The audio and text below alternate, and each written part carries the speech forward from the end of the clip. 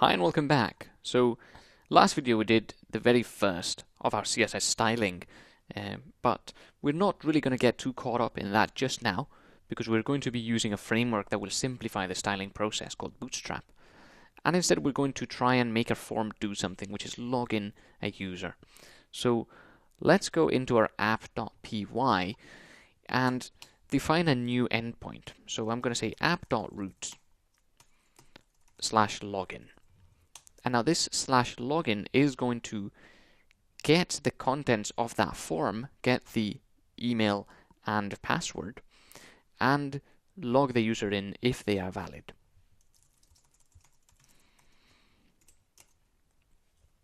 So remember, we have to define a method that will get called when that login endpoint gets reached.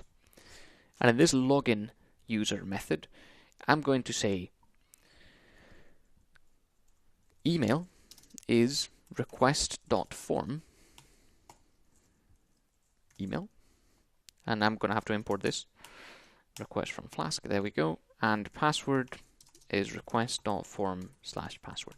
Now, email and password have to be the two fields that we have in the login form. So let's go and check. Okay, email and password are here, but they are IDs. So instead of ID, we're also going to have to use name. And that is simply so we can associate these values with a specific field name. Okay, let's go back to our app.py. And now we've got here request.form and then email. So a request is simply something that is incoming to our application. So the website is going to make a request to our application. And in this request, the form is going to send some data.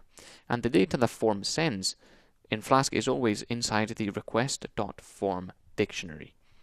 So now we've got here a dictionary that contains all the data inside the form, and we're going to access the name email and the name password. Okay, so then what we'll do is if user, import that, login valid with this email and password, then we'll say user.login email. Okay, and then what we do at the end is return render template, like profile.html, for example. And we haven't made this page just yet, but we will make it. Okay, so to recap, we're getting the email in a form and the password as well, and then we are checking that the login is valid and then logging in the user. Remember, this sets the session email to be the user's email, and we've looked at it before. And finally, once that session email is set, we return render template. In normal circumstances, we would do something else if the login was not valid, such as tell the user the login was invalid, and then redirect them to the login page again. But for the sake of simplicity, let's leave it as this just now. So once the user is logged in, we want to render this template. And what we're going to do is say, we want to render this template, but we want to render the template with some data that is coming from the application. So we're going to say email is session email. And we'll have to import this as well. So what is this? What's happening here? We're calling render template like we did before, but now we're giving it something else as well. Well, we didn't know this was a thing that you could do, but actually it is. And you can give a render template function any data that you want. So we can just separate with commas more and more data that we want to pass this template. And now that means that this template here has access to this email variable inside it, and that email variable contains the session's email. Okay, so that sounds confusing enough. So let's go and create our profile template. And notice, just like before, I'm going to go into the login and select everything and copy that and replace it here. And now instead of a form, of course, we want to say something like H1 stands for header 1, hello, and then email. Okay, so header 1 is the biggest header you can get in HTML. It is essentially a big title. And then we're going to say hello, and then inside these two curly braces, we're going to put the Jinja variable, that is email. And that variable was passed here. And that should contain the session email once the user has logged in. Okay, but right now we don't have any users in our database, so we have to do that first. So the first thing to do is going to go to my terminal and say db.users. Let me check that is the correct collection. db.users.insert, and I'm going to insert email is test@test.com. Password is just going to be password, and that's it. So we've inserted that, and we've got the email and the password. So let's go back to our app.py and see what happens. So the first thing to do is actually rerun the application because we've changed the endpoint here. So we'll rerun that, go into Google Chrome, refresh that, and then test@test.com password. And hurrah! We've got our data up here on the URL.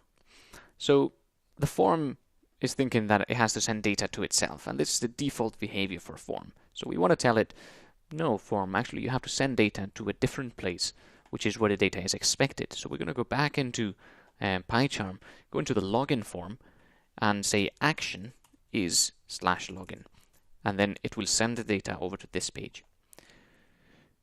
So when we do this, we are actually going to get a small error. So let's go in here, refresh that, and type again. And we get a bad request. So why do we get a bad request? And the truth is,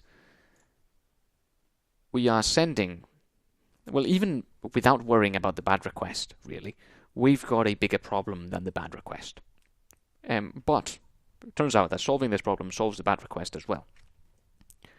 We've got the problem that we're sending a password here through the URL. And this is probably the least safe thing you can do. This is the most unsafe thing you can do on the internet, which is send a password unencrypted as plain text on the URL. So turns out that these form datas shouldn't be sent like so. Instead, they should be sent hidden.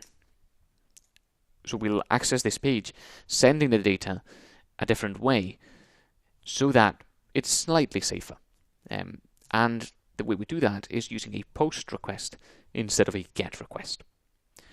So if we say method is post in the form, and then we go into our app UI and say methods, and then array, list posts, and this will say we're accepting only post requests on this endpoint.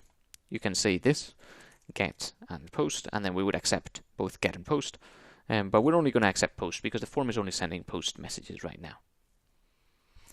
Okay, and then we'll go back here into our form and try again.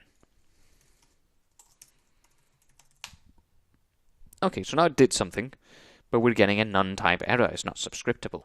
And that means that we've tried to access something as if it were a dictionary, but it was a none. And indeed, if we go into here, we can see that we're trying to find one from a database subscript collection, but it says none type is not subscriptable, which means database.database was null, or was none, in fact, for Python. So we haven't initialized a database, basically. That's what this is telling us. And indeed, we didn't. So we should do that. We should initialize a database. So let's initialize database. So we'll define a new method called initialize database. And what this will do is it'll say database dot import database initialize. So when do we call this initialize database? Well, we want to call it before we make a request to our application so that we have access to the database, right? Well, fortunately, Flask has something like this, which is this other decorator at app dot before first request. It will run this method before the first request. So basically we'll log in, but before logging in, it's going to initialize the database. And then if we log in again, the database will already have been initialized and we will not reinitialize it. Okay, let's restart the application and try one last time.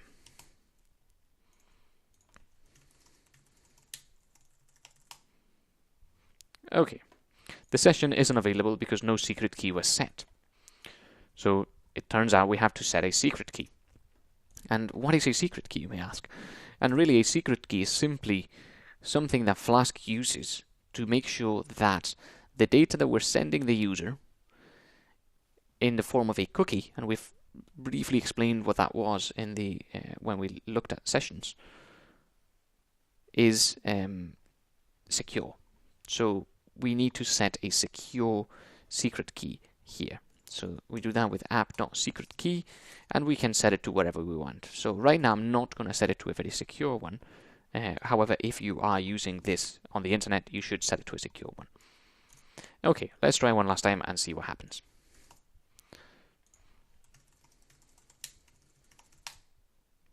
Alright, so now we've logged in. Finally. So as you can see, this is the exact process that every programmer goes through when they are making their applications. So nobody knows exactly what to do every time, but you read the feedback that the application gives you and you react to it. So we had a few problems along the way, but they were all solvable as long as you read it and try to understand it, try to understand the computer. It's trying to communicate with you. It turns out it doesn't do that very well most of the time, but it tries. And now we finally managed to log in. Okay, so what happens if we log in with a username that doesn't exist? Turns out we still get that. And why? Because the session already exists for this browser. So Google Chrome in my laptop already has the cookie that tells Flask that I'm logged in. So when I access this page, it sees that my username is wrong, but it doesn't do anything. So it still logs me in as the user that was already logged in before. So what we want to do is, if the user's login is not valid, then say session email is none. And of course we want to put this in an else, because if not, that will always happen, and we don't want that. So if the user's login is valid, log them in, and if not, set the session email to none. Okay, we'll have to restart the application, and then go into login again, and now I'm going to log in again as an incorrect user, and now it says hello none. So evidently that is not ideal, but we can now work around that. So that's a separate problem, what to do when the username is wrong, which would be to unset the email, redirect them to the login page, show them an error saying your email was wrong, try to log in again please. That would be what to do. Okay, so a long video describing an end-to-end deployment of functionality. We've changed the login form to ensure that it's sending data as a post, which is slightly safer. We've changed the login to ensure that it has the post, and we've added the login details to request.form gets data sent from the form. We've checked the user's login is valid, and then we've logged them in, which means setting the email in the session. And then we've ensured to unset that, so we can't access somebody else's account, and if the username is wrong. And finally, we've rendered the profile.html template, passing it some data here, which is the email of the user. So a lot of things have happened in this video, and this is one of the first end-to-end deployments of functionality in this app. So hopefully you didn't find that too overwhelming. But of course, you are welcome to come along and ask questions, and I'll try to help you as best I can. But if everything was okay, then we are going to be moving on and allowing users to register. So I'll see you in the next video.